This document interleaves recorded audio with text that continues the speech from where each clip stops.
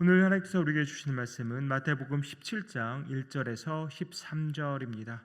마태복음 17장 1절에서 13절 함께 교독하겠습니다. 제가 먼저 1절 봉독합니다. 엿새 후에 예수께서 베드로와 야고보와 그 형제 요한을 데리시고 따로 높은 산에 올라가셨더니 그들 앞에서 변형되사 그 얼굴이 해같이 빛나며 옷이 빛과 같이 희어졌더라.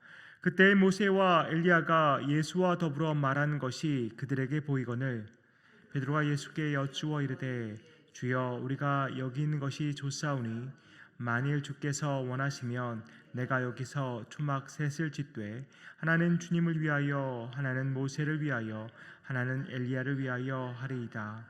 말할 때 호련히 빛난 구름이 그들을 덮으며 구름 속에서 소리가 나서 이르시되 이는 내 사랑하는 아들이요 내 기뻐하는 자니 너희는 그의 말을 들으라 하시는지라. 자들이 듣고 엎드려 심히 두려워하니 예수께서 나와 그들에게 손을 대시며 이르시되 일어나라 두려워하지 말라 하시니 자들이 눈을 들고 보매 오직 예수 외에는 아무도 보이지 아니하더라. 그들이 산에서 내려올 때에 예수께서 명하여 이르시되 인자가 죽은 자 가운데서 살아나기 전에는 본 것을 아무에게도 이르지 말라 하시니 제들이 물어 이르되 그러면 어찌하여 서기관들이 엘리야가 먼저 와야 하리라 하나이까. 예수께서 대답하여 이르시되 엘리야가 과연 먼저 와서 모든 일을 회복하리라. 내가 너에게 말하노니 엘리야가 이미 왔을 때 사람들이 알지 못하고 임의로 대우하였도다. 인자도 이와 같이 그들에게 고난을 받으리라 하시니 같이 읽습니다. 그제서야 제자들이 예수께서 말씀하신 것이 세례 요한인 줄을 깨달으니라. 아멘. 예수님이 오늘 베드로와 야고보와 또 그 형제 요한을 데리고 높은 산에 오르셨습니다. 복음서 기자들은 그 높은 산이 어디인지를 정확하게 밝히고 있지는 않지만 학자들은 많은 경우에 가이사랴 빌립보에 가깝고 또 그 주변 산 중에 가장 높은 산일 거라는 생각을 합니다. 그래서 아마도 헬몬산이었을 거라고 예상을 하고 있습니다. 근데 그 높은 산에 오르신 예수님께서 제자들 앞에서 변형이 되십니다. 얼굴이 해같이 빛나고 또 옷이 빛과 같이 희어집니다. 이렇게 변형된 예수님의 모습은 참으로 그분의 영광을 온전히 드러낸다고 말할 수 있습니다. 어제 본문 마지막 절 16장 28절 이렇게 말씀했죠. 진실로 너에게 이르노니 여기 서 있는 사람 중에 죽기 전에 인자가 그 왕권을 가지고 오는 것을 볼 자들도 있느니라. 이 구절의 말씀을 어떻게 이해하면 좋을까요? 사도 요한은 요한복음 1장 14절에서는 성육신하신 독생자의 거룩한 영광을 묘사했습니다. 그러고는 요한계시록 1장 16절에서는 왕권을 가지고 다시 오실 예수님의 모습을 또 묘사하고 있습니다. 이런 관점에서 16장 28절을 이해하면은 장차 왕권을 가지고 오실 예수님의 영광을 지금 이 세 제자들이 미리 보고 있는 것이죠. 무엇을 통해 보고 있습니까? 변형된 예수님의 모습을 통해서 그 영광을 보고 있는 것입니다. 예수님은 그 영광스러운 모습으로 변형되신 것에 그치지 않으시죠. 3절을 보니까 예수님은 모세와 엘리야와 더불어 말씀을 나누십니다. 근데 왜 하필 모세와 엘리야일까요? 모세는 율법을 대표한다고 할 수 있고 엘리야는 선지자를 대표한다고 할 수 있습니다. 마태복음 5장 17절의 말씀이 이 부분에서 시각화되는 것이죠. 뭐라고 말씀했습니까? 내가 율법이나 선지자를 폐하려 온 줄로 생각하지 말라. 폐하려 온 것이 아니요 완전하게 하려 함이라. 율법과 선지자들이 예언하고 선포했던 그 메시아께서 지금은 그들과 대화를 나누고 계신 것입니다. 베드로가 이렇게 고백했었죠. 주는 그리스도시요 살아계신 하나님의 아들이시니이다. 이 고백이 지금 제자들 앞에서 눈앞에 펼쳐지고 있는 것입니다. 해와 같이 빛나는 모습으로 변형되시고 또 모세와 엘리야와 더불어 말씀을 나누시는 모습, 이 모든 모습은 메시아이신 예수 그리스도가 모세 그리고 엘리야보다 훨씬 더 초월하신 위대하신 분이심을 나타내고 있는 것입니다. 이 놀라운 광경을 지켜보던 베드로가 예수께 여쭙죠. 초막 셋을 제가 짓겠는데 하나는 주님을 위해서, 하나는 모세를 위해서, 하나는 엘리야를 위해서 지으려고 합니다라고 이렇게 묻습니다. 모르긴 몰라도 베드로는 지금 베드로 앞에 펼쳐진 그 놀라운 광경에 압도되어 있는 것 같습니다. 그래서 뭔가 기념이 될 만한 일을 하고 싶었던 것 같아요. 또 예수님께 어떤 경외의 마음을 표현하고 싶었던 것이죠. 하지만 아직은 베드로도 예수님이 이 땅에 오신 진정한 이유와 목적을 제대로 깨닫지는 못하고 있은 것입니다. 그저 구약의 위대한 인물인 모세 그리고 엘리야와 같은 선상에서 내가 함께하고 있는 선생님 정말 위대하신 분이다, 그 정도로만 이해하고 있는 것이 아닌가 싶습니다. 이런 베드로의 제안을 구름 속에 임하신 하나님께서 막으시면서 말씀하십니다. 이는 내 사랑하는 아들이요 내 기뻐하는 자니 너희는 그의 말을 들으라 하시니. 하나님의 이 우렁찬 음성에 제자들은 두려워 떨 수밖에 없습니다. 이렇게 두려워하는 제자들 예수님께서 안심시키시고 일으켜 세우시는데요.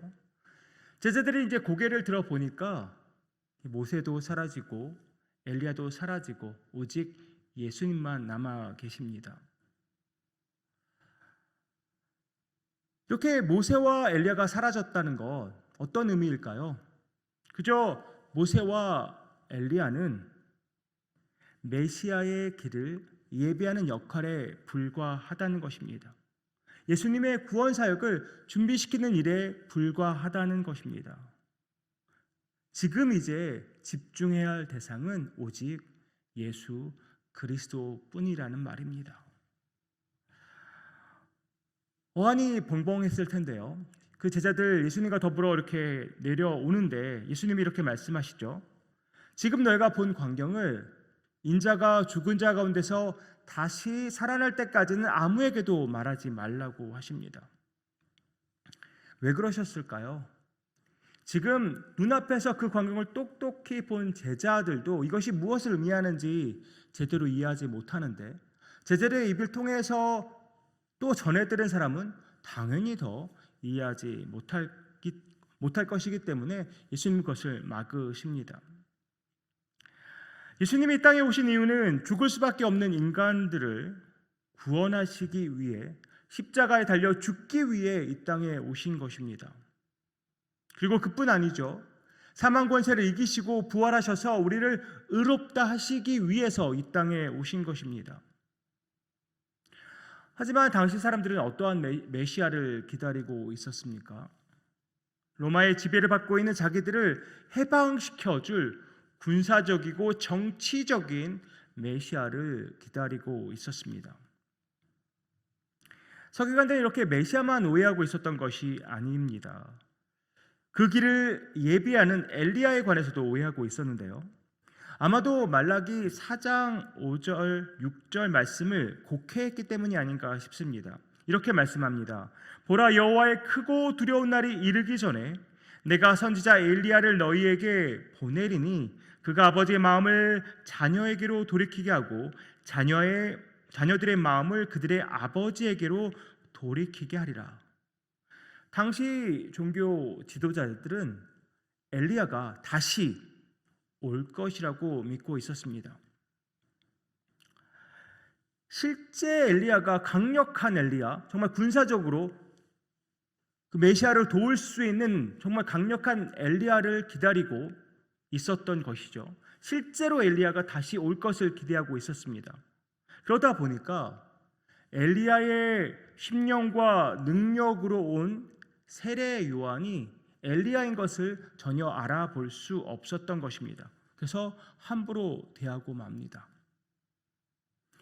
구약이 예언했던 엘리야도 이미 왔고 또 메시아도 이 자리에 와 있지만 그들은 알아보지 못하고 있습니다. 이것을 보면서 우리는 무엇을 깨달을 수 있을까요? 진짜 메시아를 눈앞에 두고 있지만 그들은 알아보지 못했습니다. 왜 그랬을까요? 자기들이 만들어 놓은 메시아의 모습이 있었기 때문입니다. 자기들이 만들어 놓은 메시아의 모습과 실제 메시아의 모습이 다르기 때문에 실제 메시아를 알아볼 수 없었던 것이죠. 그들은 구약에 능통했습니다. 그럼에도 불구하고 자기들이 만들어 놓은 세계관과 가치관을 틀에 만들어서 메시아를 생각했기 때문에 그들은 진짜 메시아를 보면서도 알아볼 수 없었던 것이죠. 그러면 오늘을 살아간 우리는 어떤가요? 우리들에게는 그들에게 없었던 신약 성경도 우리에게는 있습니다. 또 2000년 넘도록 많은 학자들이 성경을 연구하고 또 연구해서 많은 것들을 우리로 깨달을 수 있도록 이미 많은 책들도 나와 있고 많은 정보들이 우리 앞에 다 놓여 있습니다.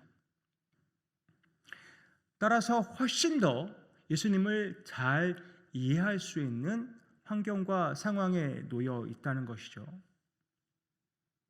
그러면 우리는, 저와 여러분은 성경이 말하는 예수 그리스도를 그대로 받아들이고 믿으면서 살아가고 있습니까? 아니면 우리 역시 우리의 어떤 상황, 환경에 딱 맞춰서 내가 필요로 하는 예수님, 이런 모습이었으면 좋겠다 하는 예수님을 우리도 믿고 있는 것은 아닙니까? 내가 원하는 모습 예수님을 딱 만들어 놓고 예수님은 이런 분이야, 이런 분이어야만 해 라고 믿고 살아가는 것은 아닙니까? 본문 5절에서 하나님은 제자들에게 그의 말을 들으라 라고 말하십니다. 이 말씀은 신명기 18장 15절의 말씀을 생각나게 하는데요, 하나님은 모세를 통해서 이렇게 말씀하셨습니다. 네 하나님 여호와께서 너희 가운데 네 형제 중에서 너를 위하여 나와 같은 선지자 하나를 일으키시니 너희는 그의 말을 들을지어다. 그가 누구입니까? 메시아이신 예수 그리스도입니다. 이스라엘 백성뿐만 아니라 베드로와 야고보와 요한뿐만 아니라 우리 모두 그의 말을 들으라고, 그의 말을 들으라고 하나님께서 말씀하십니다. 예수 그리스도의 말을 들으라는 말씀이신 것이죠.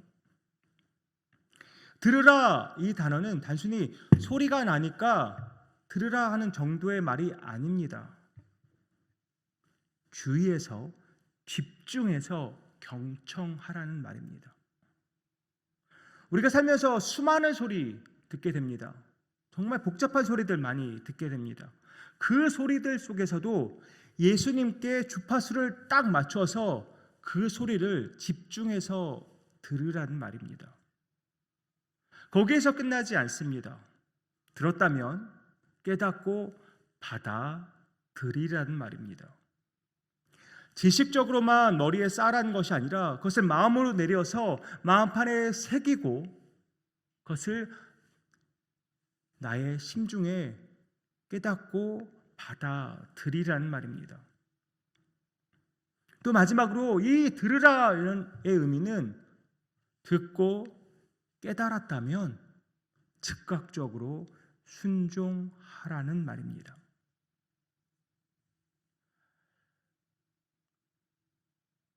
그런데 이 들으라의 이 단어를 원어적으로 보면 현재 명령어로 되어 있는데, 이 현재 명령어의 그런 그 특별한 것을 보면 계속해서 지속적으로 그것을 행하라라는 의미가 들어 있습니다. 그러니까 듣고 깨달았다면 즉각적으로 순종하는데, 이것을 딱 한 번만 하면 된다는 것이 아니라 반복해서 지속적으로 너희가 살아가는 동안 계속해서 하라는 의미입니다. 우리가 하나님께 택함을 받아 구원받은 이상, 그리고 하나님의 자녀요 그리스도의 제자가 된 이상, 그의 말을 들으라는 하나님의 준엄한 명령에 우리는 순종할 수밖에 없습니다. 그 명령을 우리는 무시하면서 살 수 없는 것이죠. 우리는 매일매일 수많은 선택들을 하면서 살아가게 됩니다. 아마 오늘도 여러 선택의 순간이 있을 것입니다. 우리의 선택의 기준은 무엇이어야 될까요? 당연히 하나님의 말씀이어야 합니다. 과연 예수님이라면 어떻게 하실까? 정말 예수님이 기뻐하시고 원하시는 일은 정말 무엇일까? 사실 우리 이 질문에 대한 답 모르지 않습니다. 우리는 이 질문들 많이 할 수 있고, 또 이 질문들에 대한 답을 우리는 이미 알고 있습니다. 어떻게 알 수 있습니까? 우리 안에 계신 성령께서 우리로 깨닫게 하시고, 하나님이 기뻐하시고 하나님이 원하시는 일이 무엇인지를 계속해서 우리에게 말씀해 주고 계시기 때문입니다. 그저 우리는 성령께서 우리 안에 주시는 그 마음을 선택하기만 하면 됩니다. 그러면 우리는 그의 말을 들으라라는 하나님의 준엄한 명령에 순종할 수 있게 되는 것이죠. 오늘 제자들이 보았던 영광스러운 예수님의 모습을 우리도 언젠가 보게 될 것입니다. 그때까지 그의 말을 들으라 라는 하나님의 준엄한 명령에 순종하면서 살아가는 저와 여러분 되기를 소망합니다. 내가 만들어낸 예수님이 아니라 이랬으면 좋겠다 하는 어떠한 내가 원하는 예수님의 모습이 아니라 성경이 말하고 있고 성령님이 우리 마음속에서 말씀하고 계신 그 예수님을 믿고 따라가는 우리 되기를 원합니다. 그 예수님의 말씀에 집중하고 또 깨닫고 즉각적으로 순종하면서 살아가는 저와 여러분 되기를 원합니다. 우리가 이렇게 예수님의 말씀을 듣고 깨닫고 순종하면서 살아갈 때에 세상에 줄 수 없는 참 평강과 참 기쁨을 누리며 살아갈 줄 믿습니다. 이렇게 복된 삶, 은혜로운 삶, 평강과 기쁨이 넘치는 삶을 날마다 살아가는 저와 여러분 유장의 모든 성도님들 되시기를 주님의 이름으로 축복합니다.